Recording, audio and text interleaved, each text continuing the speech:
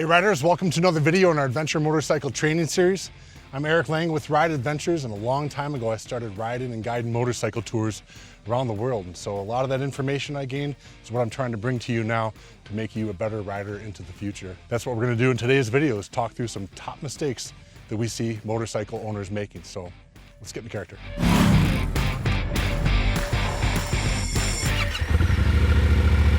So there's a lot to consider as a motorcycle owner. It's not just the cost of buying the motorcycle, it's also the maintenance and the upkeep. There's a lot of situations you can get yourself into that you might need to know how to get out of. And of course, there's ways of avoiding getting into the wrong situations by making the right decisions from the get-go. So let's talk through some of these mistakes and help make sure that you're avoiding them. Okay, first on the list is paying for basic maintenance. Now, you might not be a mechanically inclined kind of a person. You might not be real handy with tools or have a lot of mechanical knowledge and things like that. Still, there are things that even basic maintenance that can be done by owners instead of outsourcing or paying someone else to do that for you.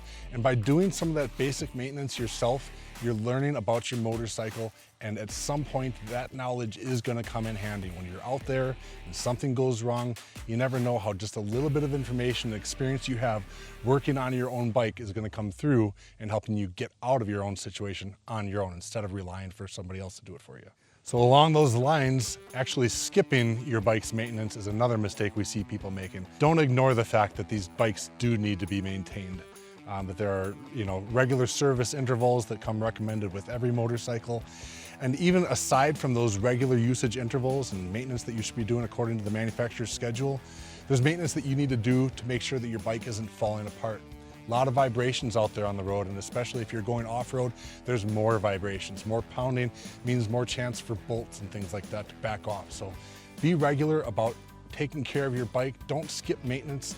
Do all the things now that are going to make sure your bike stays together, stays functioning properly, that the parts last longer, and that one of these mistakes or neglecting something on your motorcycle doesn't turn into a more serious situation like a crash or an accident for you. Another common mistake I see is people worrying about their rubber, meaning worrying about which tires they have or they're going to have on their bike. Okay, for sure there are more appropriate tires for some situations than others, right? There are street bias or road bias tires, there are dirt bias tires, and for sure there are advantages to having the right tire and compound and tread pattern for the type of riding that you're going to be doing. But the mistake I'm talking about is getting into this mindset that I won't be able to do something, or I can't ride this terrain unless I have this specific type of pattern or a really aggressive tread type. Again, there's truth to be said that the right tread patterns and tire designs and things like that will help you through situations that they're designed for.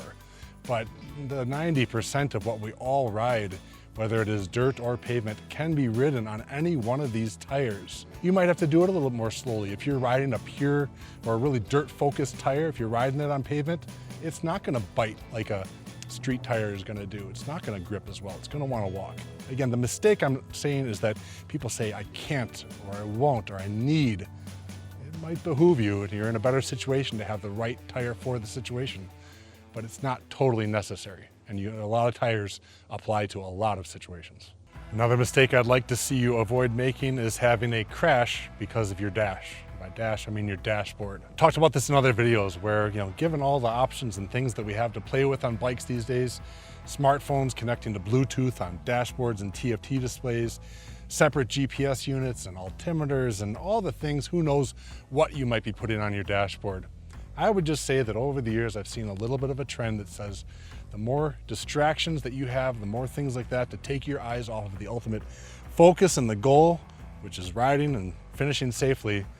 I would say to have less of those things on the dashboard of your bike. Again, there's a lot going on. You've got an engine and traffic around you and other riders and things like that to listen to. And so with all the other distractions, including needing to use the mind's eye and the third eye and know what's going on around you at all times and being able to react, I just tend to think that having one less thing or a few less things to look down at on your dashboard is, in the long run, going to make you a safer and more successful rider. Riders, before continuing with the video, I want to make sure you've noticed that we are a growing company, which means we're always going to be looking for more of the best people to join the team. So There's a career section on our website.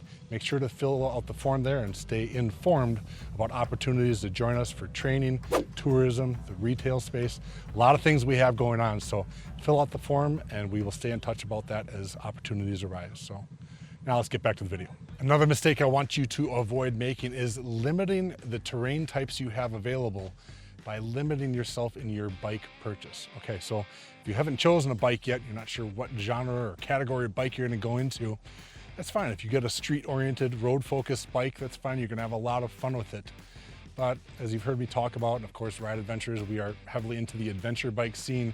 There's reason to consider getting into that genre of bike because it opens you up to a lot more exploration off pavement, in the dirt, in the gravel, in varying terrains. And what I'm saying there is that by putting yourself in a position to have a bike that is built for multiple terrains, not just asphalt and pavement, but dirt and gravel and everything in between, you're gonna be able to use that bike to learn more about those terrains and how to be a better rider across the board. There's something to be said about learning how to ride in the first place in the dirt.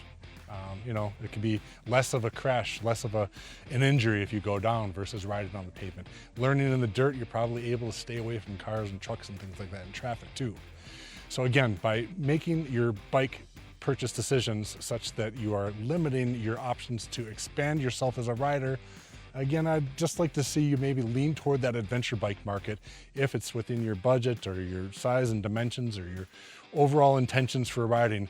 Open the door to riding in the dirt and you will find ways to become a better rider both on and off the pavement. Last but certainly not least is a mistake we all make as motorcycle owners, whether you're a dirt rider, a pavement rider, or whatever it is, we all drop the bike at some point. The key is don't rush to pick it up too quickly and don't wait too long to pick it up either. So what I'm saying is when it happens, especially if there's bystanders, the natural inclination is to quick, hurry, pick up your bike before hopefully nobody notices what happened. And well, I've seen that turn out to be not only exhausting for some people by doing it wrong and incorrect with bad form, but it can also be an injury producer. If you're not warmed up, you can destroy your lower back or pull muscles or whatever. So first of all, take a training course and learn how to pick up your motorcycle to begin with. And don't do it so fast trying to cover up a mistake that everybody makes. But on the flip side of what I was saying is to perhaps not let your bike sit there on its side for longer than is needed. A couple of things, a couple of fluids are happening, which is the fuel might be leaking out of the gas cap or something like that. You could be dumping fuel into the ground. Also, as a bike sits on its side, depending on the engine format and stuff, you could actually be leaking oil from the crankcase up into the combustion chambers of your motorcycle. Oil will slip past those rings, and then by the time, if it's been long enough and enough oil has gotten up in there, you might not start up real well, or at least if it does start, it might be running a little choppy with oil-fouled spark plugs and whatnot. So think about it, maybe practice in advance, learn how to pick up your bike the right way.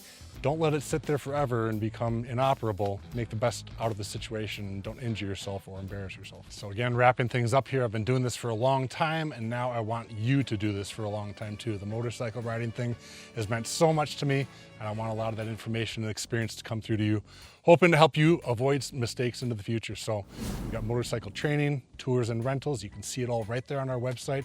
Looking forward to help you get out there and see the world. So thanks for watching everyone. Ride on, we'll see you out there.